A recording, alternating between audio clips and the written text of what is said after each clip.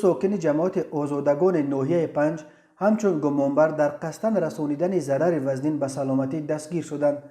وزارت کارهای داخله گفت برادران امین و فرهاد سال تولدش 1993 و امینزاده دلشاد سال تولدش 1999 روز 12 دکامبر سال 2020 با مصلحت پیشکی از روی احسیات افباشی سید مرادوف حکمت الله سال تولدش 1987 استقامت کننده شهرک 5 را مورد لطکوب قرار می دهند و امینزاده دلشاد با کارد به بدن سید مرادوف چند مراتب ضربه می زند و از جای حادثه فرار می کند.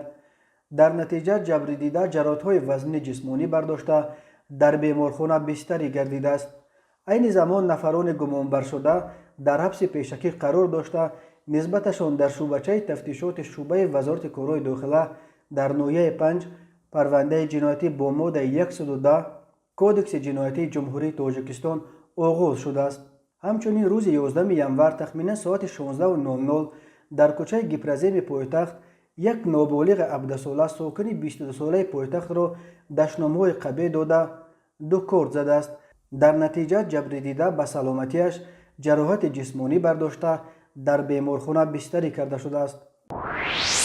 یک زن 41 ساله ساکن جماعت صبرستان شهر استرافشان با گمان تشکیل و نگهداشت فاحشه‌خانه دستگیر شده است. وزارت کارهای داخله گفت این زن روز 5 ینور در حدود شهر استرافشان برای علاقه جنسی نمودن مرد 27 و زن 32 ساله ساکن شهر مذکور شرایط مهیا نموده از آنها 100 سوم مکافات پولی گرفته است.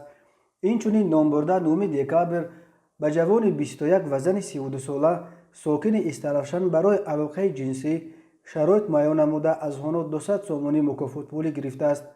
نسبت گمانبر شونده پرونده جنایتی با ماده 239 قسم 1 کودکس جنایتی جمهوری تاجیکستان آغاز کرده شده است.